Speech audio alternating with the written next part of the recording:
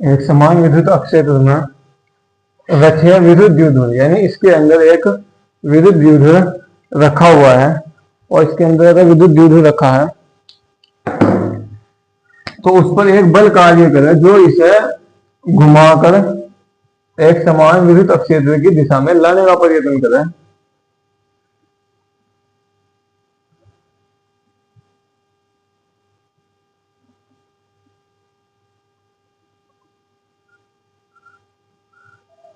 विद्युत द्विध्रुव जो यहाँ थीटा कोण बनाते हुए रखा गया है।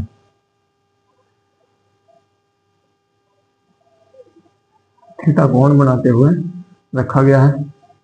इस साइड में इसका ए, दूसरी साइड में बी, इधर माइनस क्यू आवेश और इस साइड में प्लस क्यू आवेश होगा।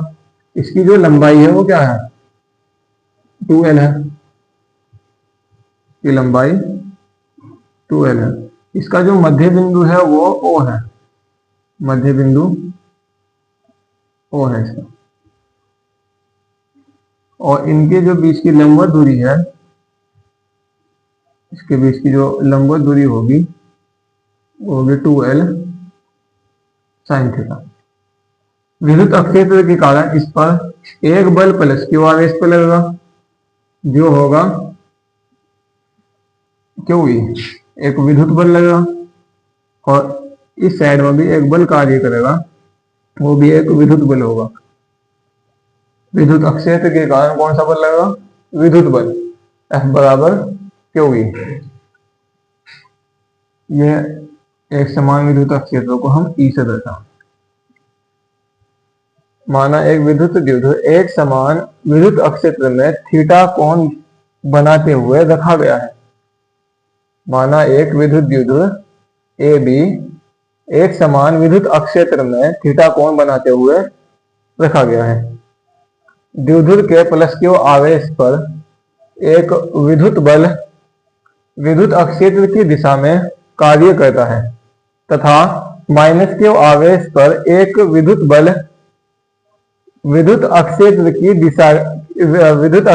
विपरीत दिशा में कार्य करता है। विद्युत अक्षेत्र की विपरीत दिशा में कार्य करता है।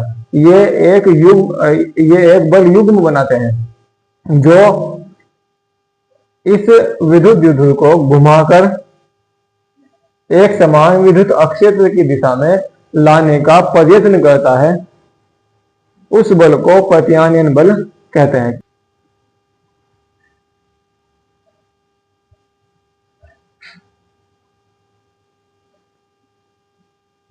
विद्युत द्विध्रुव ए बी एक समान विद्युत अक्षेत्र में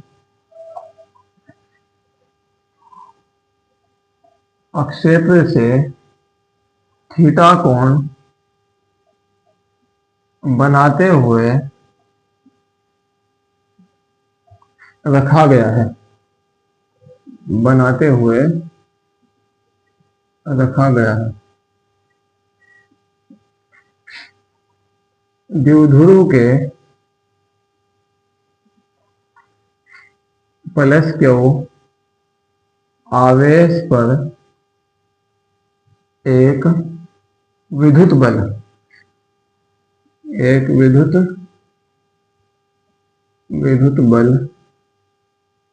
क्यू ई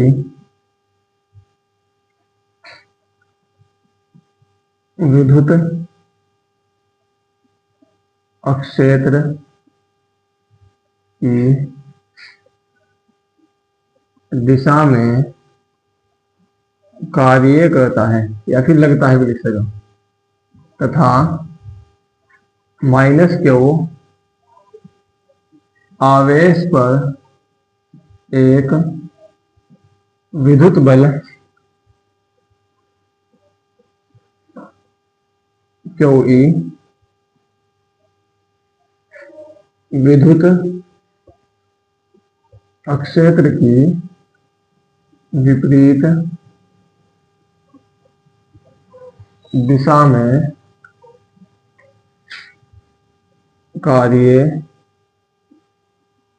करता है। अतः ये एक बल युग्म बनाते हैं जो द्विध्रुव को एक द्विध्रुव को घुमाकर एक समान विद्युत क्षेत्र के समांतर लाने का प्रयत्न करता है।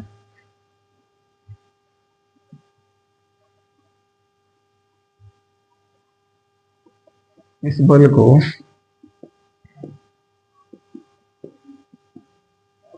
प्रत्यान्वयन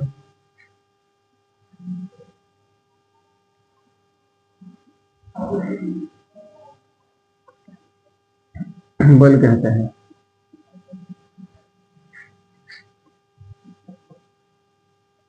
इस स्थिति में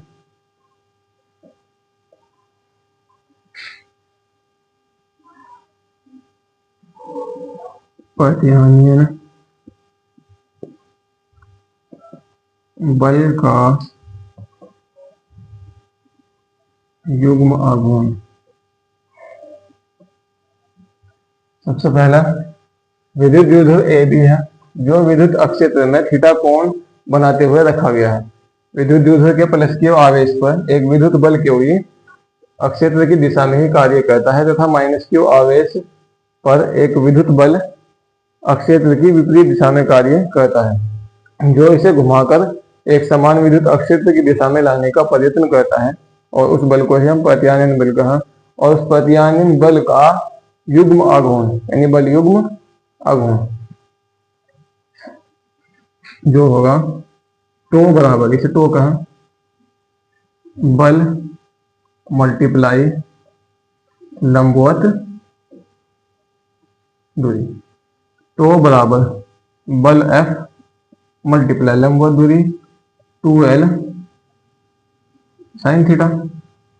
लंबवत दूरी से क्या है 2L साइन थीटा और F क्या है बल QE, तो टो बराबर हो जाएगा QE into 2L sine theta. 2QL विद्युत द्विध्रुव आघूर्ण होगा 2QL इक्वल होगा P विद्युत द्विध्रुव आघूर्ण। तो यहाँ टो बराबर PE साइन थीटा। 2QL की जगह P आ जाएगा तो यहाँ बचेगा E साइन थीटा। ये बल युग्म आघूर्ण। अगर इसमें दो स्पेशल केस है, अगर थीटा बराबर 90 डिग्री हो, साइन थीटा की साइन 90 की वैल्यू 1 होगा तो टो बराबर PE, और अगर थीटा 0 डिग्री होगा तो ये साइन 0 की वैल्यू 0 होगा तो 0 हो जाएगा। यदि थीटा बराबर 90 डिग्री हो तो ये जो टॉर्क्यू है यानी जो बल युग्म आघूर्ण है वो मैक्सिमम होगा यानी अधिकतम होगा, अधिकतम होगा। और क्या होगा वो P। और दूसरा जो कैसे हो रहा है यदि थीटा बराबर 0 डिग्री हो तो टॉर्क्यू मिनिमम होगा और ये होगा 0। अगर हम यहाँ थीटा 90 डिग्री रखें तो टो बराबर PE हो जाएगा, अगर 0 डिग्री रखें तो ये 0 हो जाएगा। यहाँ जो ये रखा हुआ है ये किसी कोण पर है, थीटा कोई भी कोण हो सका, 45 डिग्री 60 डिग्री कुछ भी हो सका, तो ये कहा थीटा कोण पर। तो जब न्यूमेरिकल इसके लिए जब न्यूमेरिकल पढ़े जाओगे तो हम वहाँ थीटा का मान दिया हुआ होगा, थीटा कितने डिग्री है वो दिया हुआ होगा, और हमें साइन की वैल्यू पता ही है कि साइन 30 क्या है, साइन 45 क्या है, जो भी दिया होगा उसके बारे में पता। इसे उतार लो। इस नियम के अनुसार साथ साथ लिखो